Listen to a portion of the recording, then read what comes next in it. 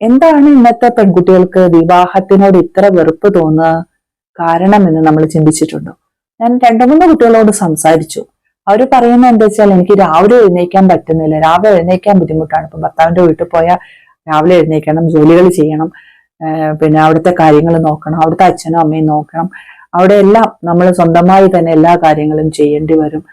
നന്നായി ഉറങ്ങാൻ പറ്റില്ല, നമുക്ക് ഇഷ്ടപ്പെട്ട ഭക്ഷണം കഴിക്കാൻ പറ്റില്ല, നമുക്ക് പറയാൻ പറ്റില്ല, ഒരു സ്വാതന്ത്ര്യം നമുക്ക് നഷ്ടപ്പെടുന്ന പോലെയാണ് തോന്നുന്നതെന്നൊരു കുട്ടി പറഞ്ഞു.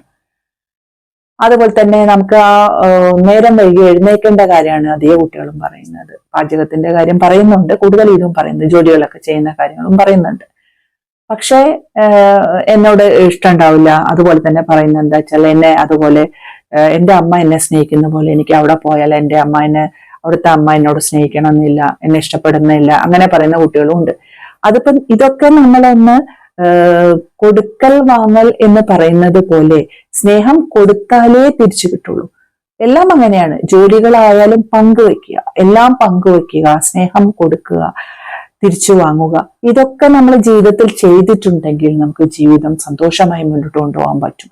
നമ്മുടെ ഓരോ മനസ്സിൽ നമ്മൾ ഉറച്ചു വെച്ചിരിക്കുന്ന വിശ്വാസങ്ങളാണ് അവിടെ അങ്ങനെ ആയിരിക്കും, അവിടെ ബുദ്ധിമുട്ടായിരിക്കും എന്ന്. അങ്ങനെയല്ല, നമ്മളാണ് അവിടെ മാറ്റേണ്ടത്. നമ്മൾ മാറാൻ തയ്യാറാവും. നമ്മൾ അവിടെ പോയി നമുക്ക് അത്യാവശ്യം, നമ്മളിപ്പോ വെറുതെ ഇരിക്കാൻ പറ്റും, നമുക്ക് അത്യാവശ്യം നമ്മുടെ ജോലികളൊക്കെ ചെയ്യണ്ടേ.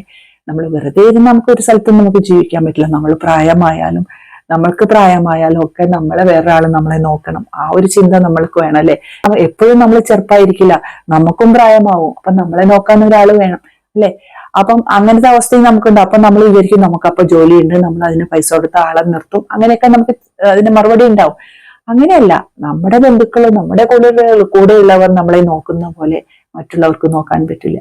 അപ്പൊ നമ്മൾ കൂടെ നിൽക്കുമ്പോൾ പരസ്പരം സ്നേഹം കൊടുത്തിട്ടും അതുപോലെ പരസ്പരം പങ്കുവെച്ചിട്ടും, ജോലികളാണെങ്കിലും ഒക്കെ പങ്കുവെച്ച് എല്ലാവരും തുല്യമായി അങ്ങോട്ടും ഇങ്ങോട്ടും അതും ഇതും ഒരാൾ ചെയ്യുക, മറ്റൊരാൾ മറ്റേത് ചെയ്യുക, അങ്ങനെ ഓരോ കാര്യങ്ങൾ ചെയ്ത് സന്തോഷത്തോടെ മുന്നോട്ട് പോവാണെങ്കിൽ ജീവിതം ഒരിക്കലും കൈപ്പേറിയതല്ല.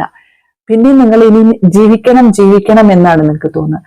ഈ ജീവിതം ഇങ്ങനെ ആസ്വദിച്ചു മുന്നോട്ട് പോയാൽ നല്ല നല്ല കാര്യങ്ങളൊക്കെ ചെയ്ത്, യാത്രകളൊക്കെ ചെയ്ത്, കുടുംബക്കാരുമൊക്കെ ഒന്നിച്ചിരുന്ന് നല്ല ഭക്ഷണമൊക്കെ കഴിച്ച്, നല്ല കാര്യങ്ങളൊക്കെ ചെയ്ത്, ജോലിയൊക്കെ ചെയ്ത് ഇങ്ങനെ ജീവിക്കുമ്പോൾ നമുക്ക് ഇനി ജീവിതം ഇനിയും തുടരണം, എന്റെ ആയുസ് തീരല്ലേ, ഇനി എനിക്ക് മുന്നോട്ട് പോകണം എന്ന ആ ചിന്തയാണ് നമുക്ക് വരുന്നത്. അപ്പൊ അങ്ങനെ ആക്കാൻ നമ്മൾ എല്ലാവരും ശ്രമിക്കുക. നമ്മുടെ ജീവിതം, നമുക്ക് ആ കുറച്ചുള്ള ജീവിതത്തെ നമുക്ക് സന്തോഷമായി മുന്നോട്ട് കൊണ്ടുപോകാൻ എല്ലാവരും മുന്നോട്ട് വരിക. നല്ല വിവാഹമൊക്കെ കഴിച്ച് നല്ല ജീവിതമൊക്കെ തുടങ്ങി, ഈ ഭൂമിയിൽ മനുഷ്യരുണ്ടെങ്കിൽ മാത്രമേ, ജീവനുണ്ടെങ്കിൽ ഈ ഭൂമി മുന്നോട്ട് പോവുകയുള്ളൂ അല്ലെ. അപ്പൊ ഓരോരുത്തരും എനിക്ക് വേണ്ട, എനിക്ക് വിവാഹം വേണ്ട ഇങ്ങനെ വെച്ചാൽ ഈ ഭൂമിയിൽ അവസാനം ആരും ഉണ്ടാവില്ല. അങ്ങനെ പാടില്ല. നമുക്ക് ഈ ഭൂമി മുന്നോട്ട് പോകണം, ഈ ജീവിതം മുന്നോട്ട് കൊണ്ടുപോകണം.